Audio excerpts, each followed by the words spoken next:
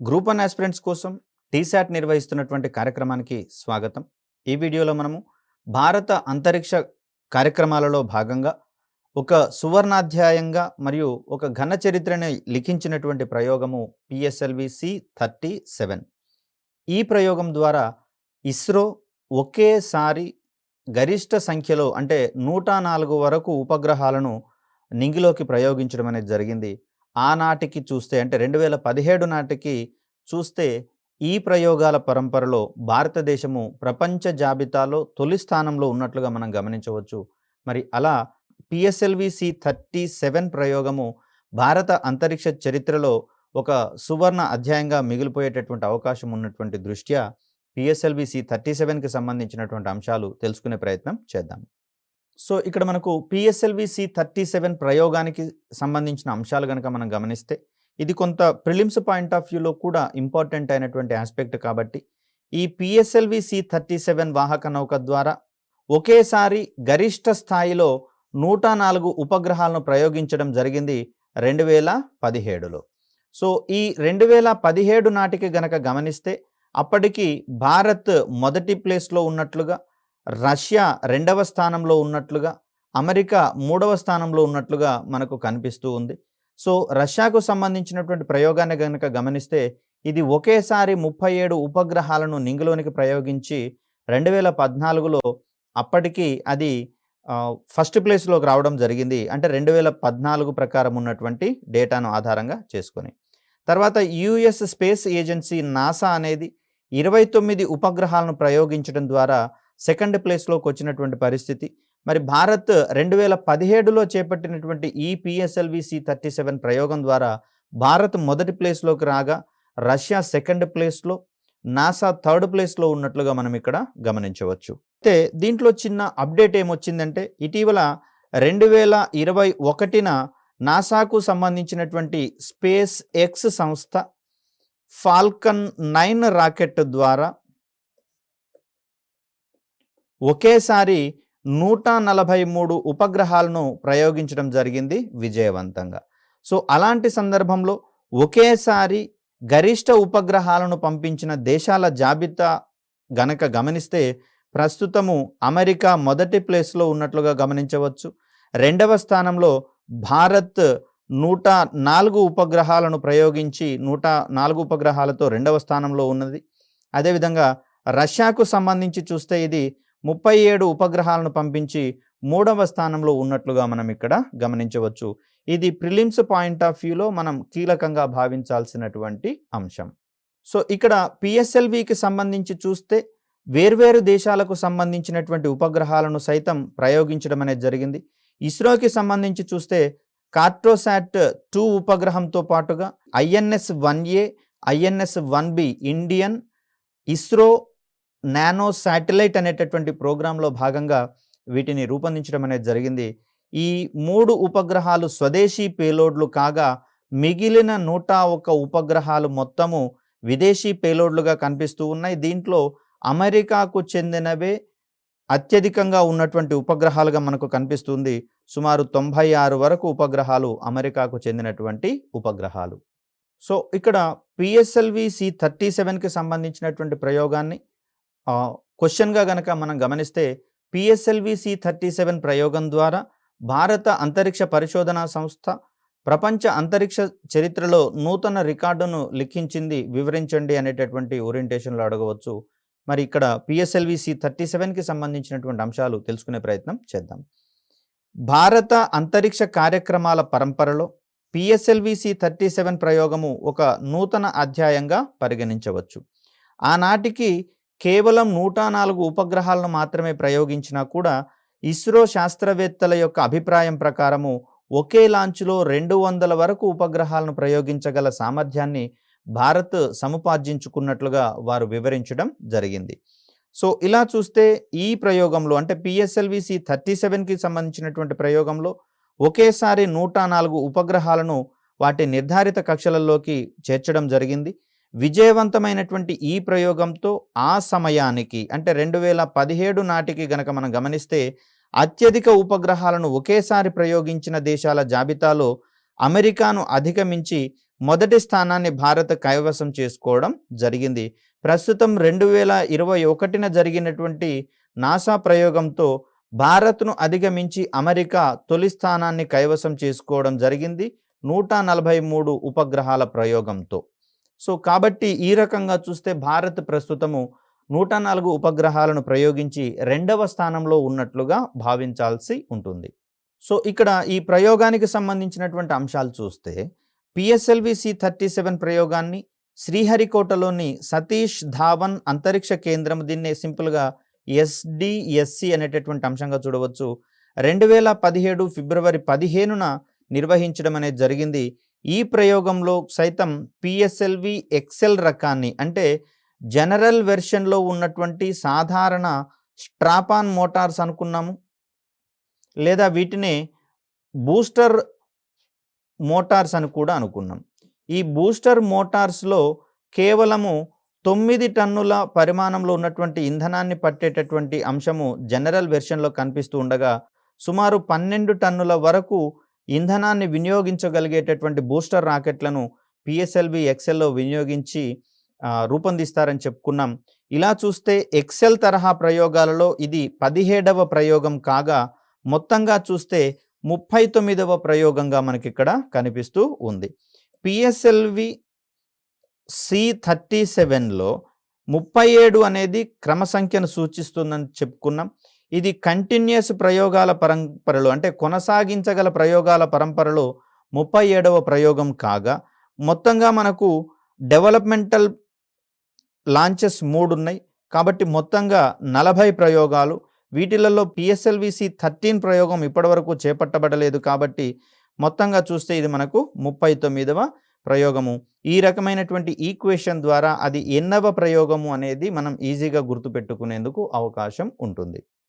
So PSLV C-37 ప్రయోగంలో భాగంగా భారతదేశానికి చెందిన కార్టోసాట్ 2D, INS-1A, INS-1B ఉపగ్రహాలతో పాటుగా అమెరికాకు చెందినటువంటి 88 డోవ్ తరహా, వీటిని మనము డోవ్ శాటిలైట్స్ అంటాం, లేదా ఫ్లాక్ శాటిలైట్స్ అనేటటువంటి పేరుతో కూడా మనం పిలుస్తూ ఉంటాం. 88 డోవ్ తరహా, అంటే ఇవి పక్షుల మాదిరిగానే వాటి యొక్క ఆకారం ఉంటుంది కాబట్టి, అంటే పక్షుల మాదిరిగా కనిపిస్తూ ఉంటాయి కాబట్టి డోవ్ తరహా ఉపగ్రహాలుగా మనం చెప్తాం. ఇవి ముఖ్యంగా చూస్తే రిమోట్ సెన్సింగ్ కార్యక్రమాల కోసం ఉద్దేశించినటువంటి నానో ఉపగ్రహాలుగా, సూక్ష్మ ఉపగ్రహాల కంటే దిగువన ఉండేటటువంటివి నానో ఉపగ్రహాలు. వీటితో పాటుగా 8 లెమ్యూర్ తరహా వాతావరణ పరిశీలన ఉపగ్రహాలు అమెరికాకు చెందినవి, 88 + 8 అంటే 96 వరకు అమెరికాకు చెందినటువంటి ఉపగ్రహాలను పిఎస్ఎల్వి C-37 ద్వారా ప్రయోగించడం జరిగింది. అదేవిధంగా నెదర్లాండ్స్ దేశానికి చెందినటువంటి పియాస్ ఉపగ్రహము, ఇజ్రాయెల్కు సంబంధించినటువంటి BGU శాట్ అనేటటువంటి ఉపగ్రహము, కజకిస్తాన్కి సంబంధించినటువంటి అల్ ఫరాబీ 1 అనేటటువంటి ఉపగ్రహము, UAEకి సంబంధించి నయాఫీ 1 ఉపగ్రహము, స్విట్జర్లాండ్కి సంబంధించినటువంటి డిడో 2 అనేటటువంటి ఉపగ్రహాలు ఇక్కడ భారత్కు సంబంధించినటువంటి పిఎస్ఎల్వి C-37 ద్వారా నింగికి ప్రయాణించడం జరిగింది.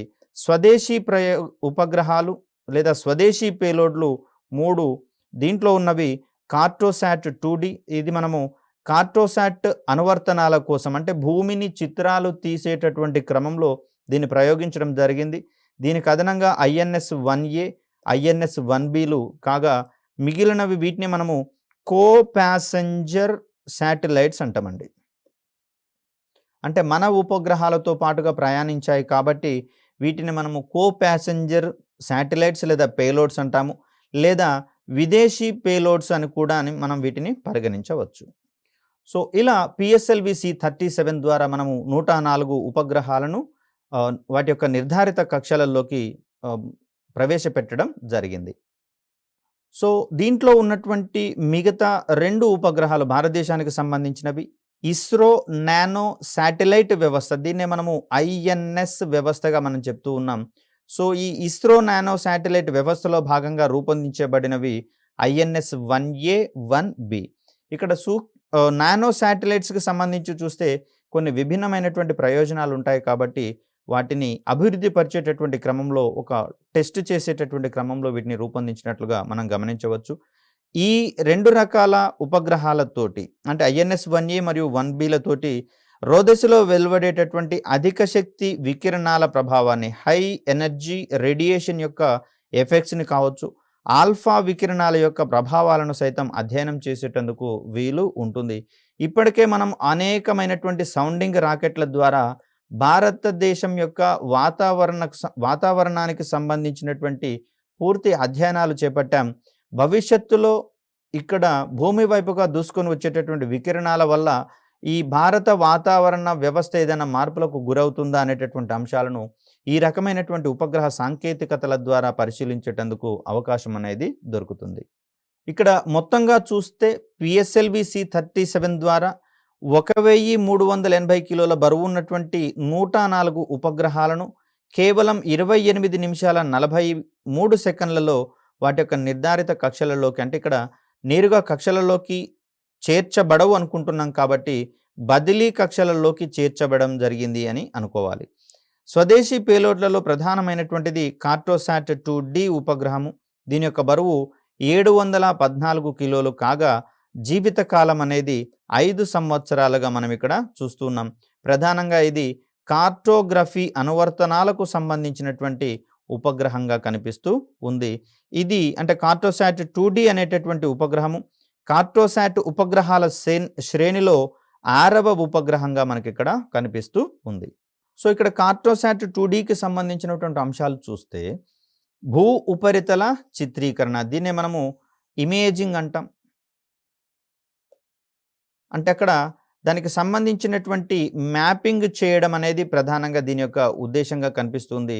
స్వరూపాన్ని అంచనా వేసేటటువంటి క్రమంలో ఈ రకమైనటువంటి చిత్రీకరణలు మనకు ఉపయోగపడడం జరుగుతుంది. సో కార్టోసాట్ 2D యొక్క ప్రధాన విధి భూ ఉపరితలం యొక్క చిత్రీకరణ. ఫలితంగా గ్రామీణ మరియు పట్టణ ప్రాంతాల్లో నేల తీరు అంచనాలను అధ్యయనం చేయడానికి ముఖ్యంగా చూస్తే రహదారులను ఎస్టాబ్లిష్ చేసేటటువంటి క్రమంలో నేలల యొక్క సామర్థ్యం అనేది అత్యంత కీలకంగా ఉంటుంది. అదేవిధంగా రైల్వే లైన్స్ని ఎస్టాబ్లిష్ చేసేటటువంటి క్రమంలో భాగంగా అక్కడ ఉన్నటువంటి నేల తీరుని పరిశీలించాల్సి వస్తుంది. మరి మ్యాన్ పవర్ ద్వారా ప్రతిసారి వాటిని తవ్వుకుంటూ చేయడం అనేది కొంచెం కష్టసాధ్యమైనటువంటి అంశం కాబట్టి ఇందుకోసము కార్టోసాట్ ఉపగ్రహాల యొక్క సహాయాన్ని తీసుకోవడం జరుగుతుంది. తద్వారా రవాణా వ్యవస్థను సైతం పరీక్షించడం, భూ వినియోగానికి సంబంధించినటువంటి మ్యాపింగ్ చేయడము, కొన్ని రకాలైనటువంటి అభివృద్ధి పథకాలను చేపట్టేటటువంటి క్రమంలో మరి భూమి యొక్క లభ్యతను సైతము అభివృద్ధి కార్యక్రమాల్లో భాగంగా భూమి యొక్క లభ్యతను సైతము మనము అంచనా వేయాల్సి వస్తుంది. మరి ఈ రకమైనటువంటి భూ లభ్యతకు సంబంధించినటువంటి అంశాలలో ఉపగ్రహ సాంకేతికత సమున్నతంగా ఉపయోగపడుతుంది. వీటి తర్వాత నీటి తీరువాకు సంబంధించినటువంటి అధ్యయనాలను సైతము ఈ రకమైనటువంటి కార్టోగ్రఫీ ఉపగ్రహాల ద్వారా అధ్యయనం చేసేటందుకు వీలు కలుగుతుంది. సో ఈ కార్యక్రమాలన్నింటి కోసం దీనిలో పాంక్రోమాటిక్ కెమెరా, మల్టీస్పెక్ట్రల్ ఇమేజర్ వంటి పేలోడ్స్ని అమర్చడం జరిగింది కార్టోసాట్ 2D ఉపగ్రహంలో. సో ఇక్కడ PSLV-C-37కి సంబంధించి చూస్తే దీనికంటే ముందు ఇస్రో కూడా ఇటువంటి తరహాలోని ప్రయోగమే చేపట్టడం అనేది జరిగింది. ఇస్రోకు రికార్డుల సాధన కొత్తదేమీ కాదు. 2008 సంవత్సరంలో ఒకేసారి 10 ఉపగ్రహాలను PSLV-C-9 ద్వారా నింగిలోకి పంపి 2008 సంవత్సరాన్ని గోల్డెన్ ఇయర్గా ఇస్రో ప్రకటించుకోవడం జరిగింది. ఇది ప్రిలిమ్స్ పాయింట్ ఆఫ్ వ్యూలో కూడా మనకు కొంచెం కీలకమైనటువంటి అంశంగా కనిపిస్తుంది. అదేవిధంగా చూస్తే PSLV-C-34 ద్వారా కార్టోసాట్ 2A ఉపగ్రహంతో పాటుగా ఇది మనము స్వదేశీ పేలోడ్గా పరిగణించవచ్చు.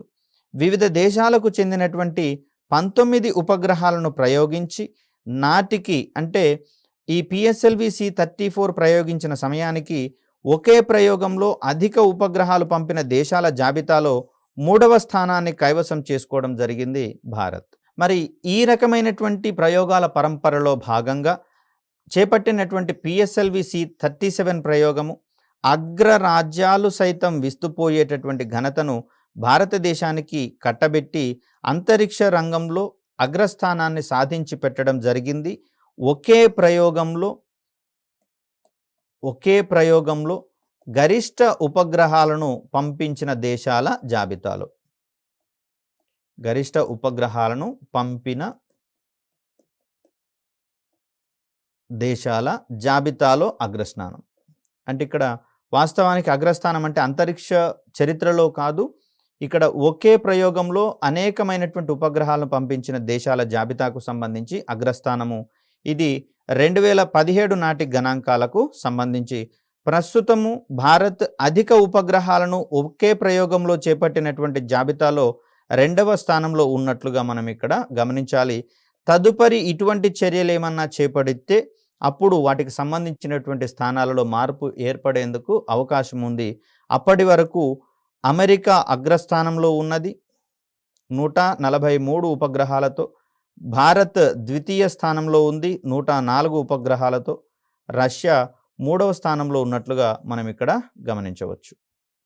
సో ఇక్కడ అంతరిక్ష సాంకేతికతను ఆధారంగా చేసుకొని స్వదేశీయంగా అంటే భారతీయ పౌరులకు మాత్రమే సేవలు అందించడమే కాకుండా అంతరిక్ష దౌత్య రంగాన్ని కూడా ఏర్పాటు చేసినటువంటి ఘనత భారతదేశానికి దక్కుతుంది. దీనికి వేదికగా మారినటువంటి ప్రయోగంగా మనకు దక్షిణాసియా ఉపగ్రహం అనేది కనిపిస్తుంది. దీనినే మనము సౌత్ ఏసియా శాటిలైట్గా చెప్తాం. సింపుల్గా చెప్పాలంటే ఎస్ఏఎస్. తొలుత దీన్ని సార్క్ ఉపగ్రహంగా పిలుద్దాం అనుకున్నారు. సార్క్ దేశాలకు సంబంధించినటువంటి అన్ని దేశాలకు ఉపగ్రహ అనువర్తనాలను అందించడం ద్వారా, అంటే సార్క్ సభ్య దేశాలకు బహుమతిగా అందించినటువంటి ఒక ఉపగ్రహంగా మనకి ఇక్కడ దక్షిణాసియా ఉపగ్రహం అనేది కనిపిస్తుంది. అయితే కాలక్రమంలో పాకిస్తాన్ దీనికి సంబంధించినటువంటి సేవలు మాకు అవసరం లేదు అని చెప్పేసి ప్రకటించిన దరిమిల దీని యొక్క పేరుని సార్క్ శాటిలైట్కి బదులుగా ప్రస్తుతము దక్షిణాసియా ఉపగ్రహంగా ఎస్ఏఎస్గా దీన్ని మనం పరిగణించుకుంటూ ఉన్నాం. మరి దక్షిణాసియా ఉపగ్రహానికి సంబంధించినటువంటి ప్రయోగ వివరాలు తెలుసుకునే ప్రయత్నం చేద్దాం. సో ఇక్కడ మనకు పటంలో కనిపిస్తుంది దక్షిణాసియా ఉపగ్రహానికి సంబంధించినటువంటి చిత్రము. దీంట్లో ఈ బ్లూ కలర్లో ఉన్నవి మనకు సోలార్ ప్యానెల్స్ అండి. వీటి ద్వారా ఉపగ్రహానికి కావలసినటువంటి ఉపగ్రహంలోని పేలోడ్స్కి అవసరమైనటువంటి శక్తి అనేది లభించడం జరుగుతుంది. దీనికోసం మనము జిఎస్ఎల్వి వాహక నౌకని వినియోగించడం అనేది జరిగింది. దీంట్లో 12 వరకు కేయూ బ్యాండ్ ట్రాన్స్పాండర్స్ ఉన్నట్లుగా మనం గమనించవచ్చు. ఈ 12 కేయూ బ్యాండ్ ట్రాన్స్పాండర్ల ద్వారా ప్రతి దేశం కూడా తనకు మాత్రమే వినియోగించుకోవడానికి అనువుగా ఒక్కొక్క ట్రాన్స్పాండర్ని నిర్దేశించుకోవడం జరిగింది. అదేవిధంగా ఇక్కడ మనం ఆల్రెడీ చెప్పుకున్నాం, అంతరిక్ష రంగంలో అంతరిక్ష విభాగం ఉంటుంది, అంతరిక్ష సెగ్మెంట్, దీన్ని మనము స్పేస్ సెగ్మెంట్గా చెప్పుకున్నాం. అదేవిధంగా గ్రౌండ్ సెగ్మెంట్ కూడా ఎస్టాబ్లిష్ చేసుకోవాల్సి వస్తుంది, సంబంధిత ఉపగ్రహ సంకేతాలు లేదా సమాచారాన్ని స్వీకరించి వినియోగించుకునేటటువంటి నిమిత్తం. ప్రస్తుతం భారత్ ప్రయోగించినటువంటి ఈ ఉపగ్రహం ద్వారా భారత్ అంతరిక్ష సెగ్మెంట్కి సంబంధించినటువంటి సహాయం చేయగా, సంబంధిత దేశాలు ఏవైతే ఉన్నాయో మిగతా సౌత్ ఏషియా దేశాలు, దక్షిణాసియా దేశాలు ఏవైతే ఉన్నాయో ఇవి తమ యొక్క భూభాగంలో ఈ అంతరిక్ష రంగంలోని లేదా అంతరిక్ష సెగ్మెంట్లోని ఉపగ్రహం ద్వారా లభించే సంకేతాలను లేదా సమాచారాన్ని వినియోగించుకునేటందుకు అవసరమైనటువంటి గ్రౌండ్ సెగ్మెంట్ను వాటంతట అవే రూపొందించుకోవాల్సి వస్తుంది. అయితే ఈ సందర్భంగా వ్యయం సంబంధిత దేశాల పెట్టుకోవాల్సి ఉంటుండగా అవసరమైనటువంటి సాంకేతిక సహకారం ఏదైతే ఉందో దీనిని అడిగిన మీదట భారత్ ఇవ్వడానికి ముందుకు రావడం జరిగింది. సో అలా చూస్తే ఇక్కడ cost of launch and satellite to be born by India అంటే ఉపగ్రహాన్ని రూపొందించడానికి అవసరమైనటువంటి వ్యయాన్ని, అదేవిధంగా ప్రయోగించడానికి అవసరమైనటువంటి వ్యయం మొత్తాన్ని భారతదేశం భరిస్తుంది.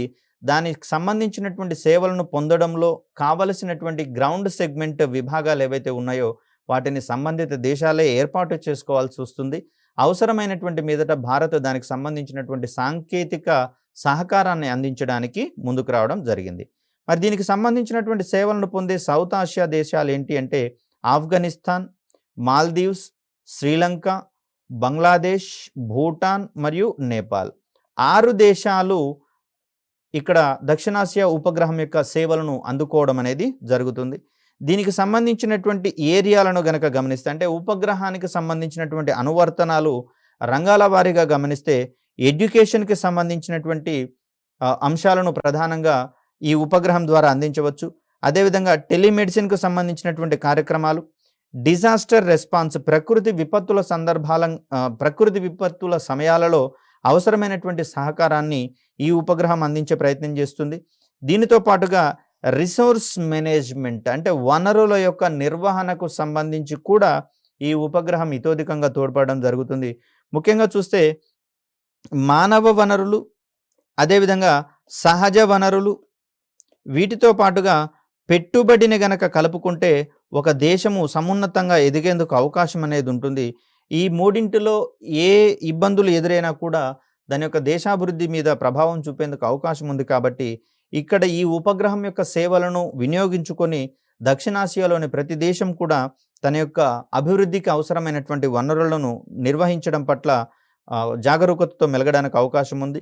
దీనితో పాటుగా వెదర్ ఫోర్కాస్టింగ్ అంటే వాతావరణం యొక్క ముందస్తు అంచనాలను రూపొందించుకునేటటువంటి అంశాలలో భాగంగా కూడా ఉపగ్రహం యొక్క సమాచారం అనేది తోడ్పడుతుంది.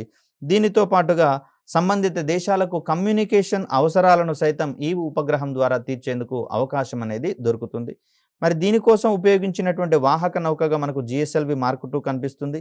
మొత్తంగా చూస్తే ఉపగ్రహం యొక్క బరువు 2230 కిలోలు కాగా ఈ మిషన్ యొక్క జీవితకాలం 12 సంవత్సరాలుగా కనిపిస్తుంది. ఇక్కడ ఉపగ్రహాన్ని రూపొందించడానికి అయినటువంటి వ్యయము 235 కోట్లు కాగా మొత్తంగా అయినటువంటి ఖర్చు మనకు 450 కోట్లు. సో ఈ ఉపగ్రహాన్ని రూపొందించడానికి, ప్రయోగించడానికి అయినటువంటి 450 కోట్ల వ్యయాన్ని భారత్ భరిస్తుంది. దక్షిణాసియాలో ఉన్నటువంటి మిత్ర దేశాలకు సహాయకారిగా ఉండేటటువంటి అంశాలలో భాగంగా. సో ఇక్కడ దక్షిణాసియా ఉపగ్రహానికి సంబంధించి చూస్తే దక్షిణాసియాలోని 6 పొరుగు దేశాలలో సమాచార సేవలను అందించడానికి మరియు విపత్తుల నిర్వహణను మెరుగుపరచడానికి మొట్టమొదటిసారిగా దక్షిణాసియా ఉపగ్రహము సౌత్ ఏషియా శాటిలైట్, దీన్ని SAS అనవచ్చు, దీనిని భారతదేశము విజయవంతంగా ప్రయోగించడం జరిగింది. ముఖ్యంగా చూస్తే సార్క్ ఉపగ్రహం అని చెప్పేసి అనుకున్న కాలక్రమంలో చైనా యొక్క చర్యల వల్ల కావచ్చు, ఇతరత్ర కారణాల వల్ల కావచ్చు, పాకిస్తాన్ ఈ ప్రపోజల్ నుంచి వైదొలగడం జరిగింది. తద్వారా దీనికి మనము సౌత్ ఏషియా శాటిలైట్ అనేటటువంటి నామకరణం చేసుకోవడం జరిగింది. ఈ ఉపగ్రహం యొక్క బరువును గనక గమనిస్తే 2230 కిలోల బరువు ఉన్నటువంటి ఈ కమ్యూనికేషన్ ఉపగ్రహాన్ని భారతదేశము తన పొరుగు దేశాలకు అందించినటువంటి అమూల్యమైనటువంటి బహుమతిగా అభివర్ణించడం జరిగింది. సో ఈ క్రమంలో అపూర్వమైనటువంటి అభివృద్ధి, ప్రాంతీయ సహకారం విషయానికి వస్తే ఆకాశం కూడా హద్దు కాదు లేదా పరిమితం కాదు అనేటటువంటి అంశాన్ని వారు స్పెసిఫిక్గా మెన్షన్ చేయడం అనేది జరిగింది. తద్వారా వెల్లివిరిసినటువంటి ఒక నూతన అంశంగా మనకు అంతరిక్ష దౌత్య మార్గం అనేది నిలబడడం జరిగింది. సో ఇలా అంతరిక్ష సహకారం ద్వారా కూడా ఇతర మిత్ర దేశాల మధ్య సోదర భావము, సుహృద్భావ వాతావరణాన్ని ఎస్టాబ్లిష్ చేసుకోవచ్చు అనేటటువంటి అంశాలను ఈ ప్రయోగం ప్రపంచానికి వివరించడం జరిగింది. మొత్తంగా చూస్తే ఈ దక్షిణాసియా ఉపగ్రహ ప్రయోగం కోసం భారతదేశం సుమారుగా 450 కోట్లు ఖర్చు చేయగా ఉపగ్రహం యొక్క తయారీకి 235 కోట్ల రూపాయలు ఖర్చయినట్లుగా మనం ఇక్కడ గమనించవచ్చు. పూర్తిగా భారతదేశ నిధులతో భారత అంతరిక్ష పరిశోధనా సంస్థ చేత నిర్మించబడినటువంటి దక్షిణాసియా ఉపగ్రహం లేదా దీన్నే మనము GSAT-9 కమ్యూనికేషన్ సర్వీసెస్ కోసం ఉపయోగించబడినటువంటి GSAT-9 ఉపగ్రహాన్ని మే 5, 2017న ఆంధ్రప్రదేశ్లో ఉన్నటువంటి శ్రీహరికోట నుండి GSLV F09 వాహక నౌక ద్వారా ప్రయోగించడం జరిగింది. ఇది GSLV యొక్క 11వ ప్రయోగంగా మనకి ఇక్కడ తెలుస్తుంది. సో F అంటే ఇది కార్యాత్మక ప్రయోగంగా మనం చెప్పుకున్నాం. అదేవిధంగా Mark II వాహక నౌక అంటున్నాం కాబట్టి దీంట్లో స్వదేశీ క్రయోజనిక్ ఇంజన్ని వాడినటువంటి ప్రయోగంగా మనకి ఇక్కడ GSLV F09 అనేది కనిపిస్తూ ఉంది. సౌత్ ఏషియా శాటిలైట్కు సంబంధించి చూస్తే ఇది జియోసింక్రనస్ ఆర్బిట్లో భూమి చుట్టూతా తిరుగుతున్నట్లుగా గమనించవచ్చు. భూ అనువర్తన కక్షలో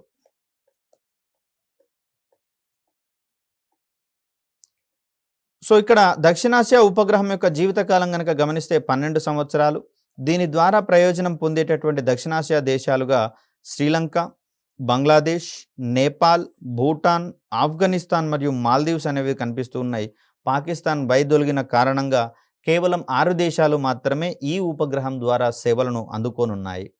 ఇక్కడ ఈ ఉపగ్రహాన్ని తయారు చేసి అందించాలనేటటువంటి అంశాల యొక్క నేపథ్యాన్ని గనక మనం గమనిస్తే, నేపాల్ రాజధాని అయినటువంటి కాఠ్మండూలో 2014లో జరిగినటువంటి ఒక సమావేశంలో సార్క్ దేశాల ప్రయోజనాల కోసం సార్క్ ఉపగ్రహాన్ని బహుమతిగా అందించనున్నట్లు భారత ప్రధాని పేర్కొనడం జరిగింది. తద్వారా ఈ మిత్ర దేశాల మధ్య నిరంతరము ఇటువంటి స్నేహ వాతావరణము ఉండాలనేటటువంటి ఆశాభావాన్ని ఇక్కడ వ్యక్తపరచడం అనేది జరుగుతుంది. సో అందుకోసము సార్క్ ఉపగ్రహాన్ని ఒకటి రూపొందించి వాటికి అంకితం చేయాలని నిర్ణయించుకోవడం జరిగింది. తదుపరి కాలంలో పాకిస్తాన్ ఈ సేవల పరిధి నుండి తప్పుకోగా ఈ ప్రయోగానికి దక్షిణాసియా ఉపగ్రహంగా నామకరణం చేయడం అనేది జరిగింది.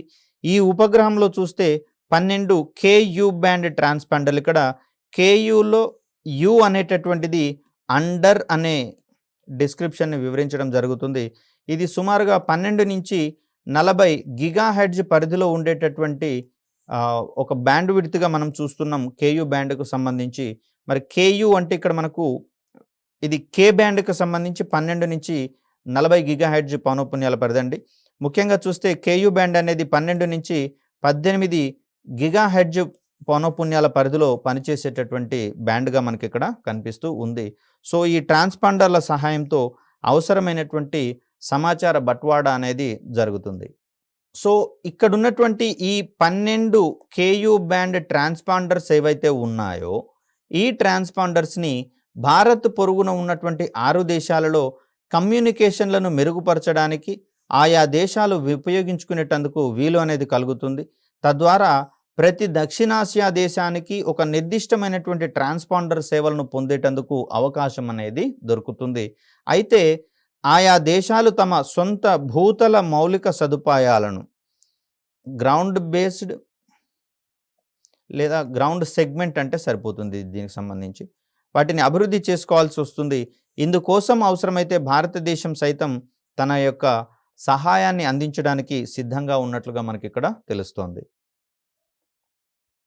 మరి ఈ ఉపగ్రహం ద్వారా అందేటటువంటి సేవలకు సంబంధించిన అంశాలు ఒకసారి చూస్తే, భౌగోళికంగా సవాలుగా ఉన్న పరిమిత సాంకేతిక వనరులతో ఆర్థికంగా వెనుకబడి ఉన్న దక్షిణాసియా ప్రాంతంలో సమర్థవంతమైనటువంటి సమాచార ప్రసారాలు, వాతావరణ పరిశీలన మరియు ఇంటర్నెట్ సేవలకు అవసరమైనటువంటి మద్దతును దక్షిణాసియా ఉపగ్రహం అందిస్తున్నట్లుగా మనం ఇక్కడ గమనించవచ్చు. ముఖ్యంగా చూస్తే భారత్లోనే అనేకమైనటువంటి ఫిజికల్ బౌండరీస్ ఉన్నట్లుగా మనం ఇక్కడ గమనించవచ్చు. దీనికి ప్రధాన కారణంగా భారతదేశం యొక్క భూభాగము అంతటా ఏకరీతిగా లేదు, అనేకమైనటువంటి విభిన్న భౌగోళిక స్వరూపాలతో ఉన్నట్లుగా మనం గమనించాం. మరి అలాంటి లక్షణాలే మిగిలిన దక్షిణాసియా దేశాలలో ఉన్నట్లుగా మనం గమనిస్తూ ఉన్నాం. మరి ఈ క్రమంలో ఈ ఫిజికల్ బ్యారియర్స్ ఏవైతే ఉన్నాయో వీటి ఆధారంగా ఆయా దేశాలలో అభివృద్ధి కుంటుపడకుండా ఉండడం కోసం ఈ ఉపగ్రహం తనదైనటువంటి సేవలను అందించడం జరుగుతుంది. ముఖ్యంగా కమ్యూనికేషన్కి సంబంధించినటువంటి అంశాలలో భాగంగా అక్కడ ఉపగ్రహ వ్యవస్థలను ఎస్టాబ్లిష్ చేసుకునేటటువంటి శక్తి సామర్థ్యాలు ఆ దేశాలకు లేని పరిస్థితులలో ఈ ఉపగ్రహం ఆ లోటును తీర్చేటందుకు అవకాశం అనేది ఏర్పడింది. తద్వారా కమ్యూనికేషన్ సౌకర్యాలను అందించడమే కాదు, ఇంటర్నెట్ యొక్క సేవలను సైతం అందించేటందుకు వీలుంటుంది. తద్వారా దేశాభివృద్ధికి సైతము ఈ ఉపగ్రహం గణనీయంగా తోడ్పడుతుందని మనం ఇక్కడ అర్థం చేసుకోవచ్చు. ఇక్కడ భారత సహాయంతో అంతరిక్ష రంగం తోడ్పాటుతో దక్షిణాసియా దేశాలు అభివృద్ధి చెందేటందుకు అనేకమైనటువంటి అవకాశం ఉన్నట్లుగా మనం ఇక్కడ గమనించవచ్చు. వీటితో పాటుగా ప్రకృతి విపత్తుల సమయాలలో ఏర్పడేటటువంటి అడ్డంకులను ఎదుర్కొనేటటువంటి సందర్భంగా కూడా ఈ యొక్క ఉపగ్రహం అనేది ఉపయోగపడుతూ ఉంది. అదేవిధంగా టెలిమెడిసిన్కి సంబంధించి, టెలి ఎడ్యుకేషన్కి సంబంధించినటువంటి కార్యక్రమాలను సైతము ఈ ఉపగ్రహం ద్వారా మనం సమగ్రంగా సమర్థవంతంగా అందించేటందుకు అవకాశం అనేది ఏర్పడుతుంది. తద్వారా వైద్య సౌకర్యాలు, విద్యా సౌకర్యాలలో వెనుకబడినటువంటి దక్షిణాసియా దేశంలోని ప్రాంతాలను ఈ ఉపగ్రహం సహాయంతో ముందుకు తీసుకొని వెళ్ళడానికి, అభివృద్ధి బాటన పయనింప చేయడానికి అవకాశం అనేది ఏర్పడుతూ ఉంది. మరిన్ని అంతరిక్ష కార్యక్రమాలకు సంబంధించినటువంటి అనువర్తనాలు, ఇతరత్రా ఘనతలకు సంబంధించినటువంటి వీడియోలతో మీ ముందుకొచ్చే ప్రయత్నం చేస్తాను. అప్పటి వరకు సెలవు. ధన్యవాదాలు.